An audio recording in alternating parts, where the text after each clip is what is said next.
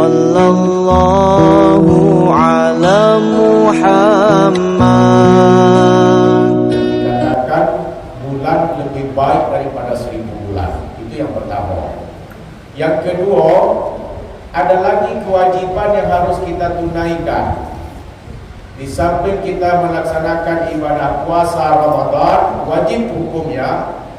Yang kedua, untuk amalia-amalia ibadah kita bulan puasa itu diterima oleh Allah Subhanahu wa taala, kita harus menunaikan kewajiban itu zakat fitrah.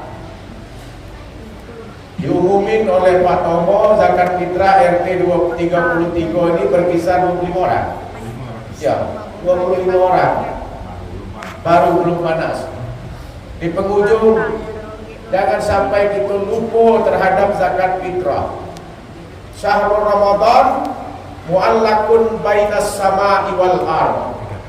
Orang yang berpuasa di bulan suci Ramadan itu digantungkan oleh Allah amalnya itu antara langit dan bumi. La yurfa'u ilallah. Tak diangkat itu pahalanya itu kepada Allah. Illa bizakatil fitrah. Illa bizakatil fitri. Kecuali dia menunaikan zakat fitrah. Kalau zakat fitrah itu adalah mensucikan dirinya itu sudah ditunaikan, insya Allah semua amal ibadah puasa kita diterima oleh Allah. Tapi sebaliknya belum kita tunaikan, digantung-gantungkan oleh Allah antara langit dan bumi. Dan bahkan ada sahabat Rasulullah itu ditolak zakat fitrahnya. Siapa namanya itu? Sa'labah bin Khatib. Pertama, Sa'labah itu rajin karena dia itu dalam keadaan miskin. Dia rajin berjamaah, rajin hadir majlis Rasulullah, hadir sholat berjamaah. Tapi si Sa'labah ini setiap dia nak habis sholat fardu, dia cepat balik. Lalu ditanya sama Rasulullah, "Hai Sa'labah, engkau ini kayak orang munafik. Kenapa engkau kayak orang munafik? Setiap engkau sholat, engkau langsung pulang." Kenapa ditanya sama Rasulullah waktu itu? Apa kata Sa'labah, "Ya Rasulullah, saya ini adalah orang yang miskin. Baju pakaian saya ini dengan istri saya itu cuma satu. Saat saya pakai baju saat ini, istriku telanjang di rumah. Nanti saya pulang ke rumah, saya gantikan baju saya kepada istri saya yang telanjang nanti di rumah lagi. Karena satu pakaian untuk suami istri, saking miskinnya Sa'labah waktu itu. Tolong doakan ya Rasulullah supaya saya dikaruniakan harta benda yang banyak dan saya bisa jadi orang kaya." Itu harapan Sa'labah kepada Rasulullah. Oh, seperti itu kata Rasulullah. Keesokan harinya bertemu lagi Sa'labah dengan Rasulullah. Tetap Sa'labah itu minta doa, "Ya Rasulullah, doakan kami sekeluarga itu supaya kami menjadi orang yang kaya dan diberikan karunia yang banyak." "Ya," kata Rasulullah. Hari ketiga balik lagi ketemu Sa'labah itu dengan Rasulullah. "Ya Rasulullah, doakan kami dan keluarga kami supaya menjadi orang yang kaya. Apabila kami menjadi orang yang kaya, pasti nanti kami pun akan memberikan hak kami kepada orang yang berhak." Kata Rasulullah, "Sesungguhnya rezeki yang sedikit itu syukuri terhadap rezekimu. Nanti kalau rezeki yang sedikit tidak kamu syukuri, apalagi rezeki yang banyak nanti tidak kamu syukurkan lagi." Akhirnya apa? Kata Rasulullah, "Sekarang tuh kalau nanti apabila gunung itu saya jadikan emas, bukit-bukit itu saya jadikan perak," kata Rasulullah, "bisa terjadi. Yang penting engkau dekat kepada Allah Subhanahu wa taala," kata Rasulullah kepada Sa'labah. Rupanya betul, tak lama itu Sa'labah itu diberikan oleh Rasulullah sepasang kambing. Kambingnya itu luar biasa dibandingkan dengan kambing-kambing yang lain. Itu adalah pemberian dari Allah Subhanahu wa taala.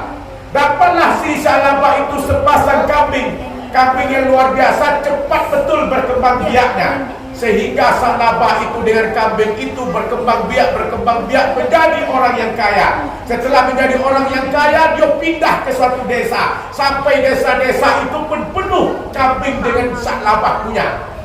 Akhirnya apa? Sa'labah lupa dengan majlis Rasulullah. tak pernah lagi dia hadir kepada majlis bersama Rasulullah. Sahabat pula tak pernah lagi solat berjamaah. Bahkan cuma 1 minggu dia cuma bisa hadir solat Jumat berjamaah. Dan setelah itu sahabat pun tidak melaksanakan solat Jumat. Lupa gala-gala majlis taklim tidak dihadirkannya, solat berjamaah pun tidak pernah dia lakukan, Jumat pun dia tinggalkan, dan bahkan semua dia jauh daripada Allah, pemberian rezeki yang diberikan oleh Allah.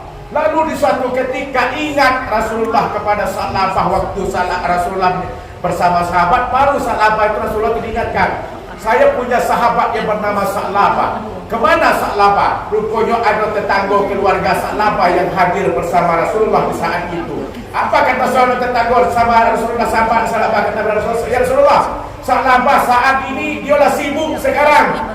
Dan ada lagi dia nak hadir di jamaah ini. Dia sibuk uruskan kambing-kambingnya. Dia sibuk uruskan harta bendanya. Apa kata Rasulullah? Wahai sahabatku, engkau berdua aku utuskan ke rumah Sa'labah, sampaikan kepada Sa'labah, tunaikan zakatnya. Kata Rasulullah kepada sahabat itu, pergi ke rumah Sa'labah atas harta yang dia punya.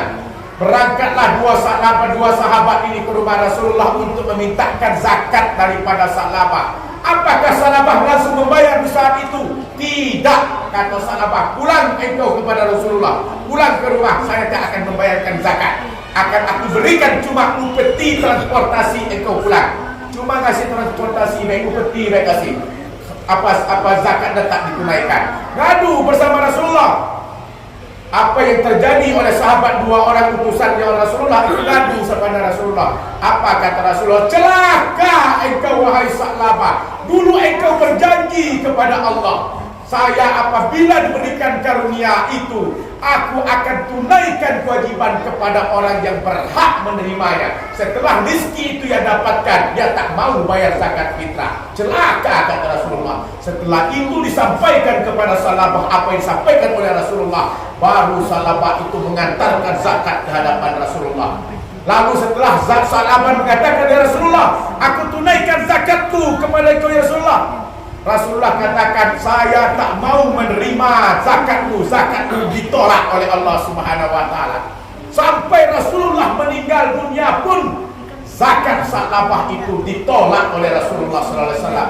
Nyambung kira sahabat Rasulullah bernama Abu Bakar. Waktu itu Abu Bakar masih hidup, Rasulullah lah meninggal, Abu Bakar penggantinya. Sa'labah antarkan lagi zakat fitrah. Wahai Abu Bakar, terimalah zakat fitrahku ini. Apa kata Abu Bakar? Rasulullah pun tak pernah mau menerimakan zakat fitrahmu. Apalagi saya sebagai sahabat Rasulullah, saya pun tak akan berani menerima zakatmu wahai Sa'labah. Sampai Abu Bakar pun meninggal, Umar bin Khattab melanjutkan estafet Abu Bakar. Menghadap lagi Sa'labah, wahai Umar bin Khattab, aku akan bayarkan zakat fitrahku. Apa kata Umar? Saya tak berani menerima zakatmu ini. Umar bin Abu Bakar tak berani menerima apa zakatmu, apalagi saya. Sampai ke zaman Utsman bin Affan, itu pun dia menunaikan zakat fitrah, ditolak oleh Utsman bin Affan. Sampai Utsman bin Affan meninggal dunia, zakat Sa'labah bin Hatim itu ditolak oleh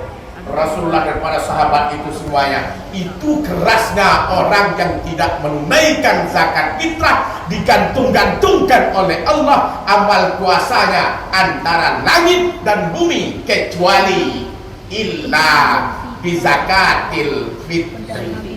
Assalamualaikum warahmatullahi wabarakatuh. Kalau apa itu impak dari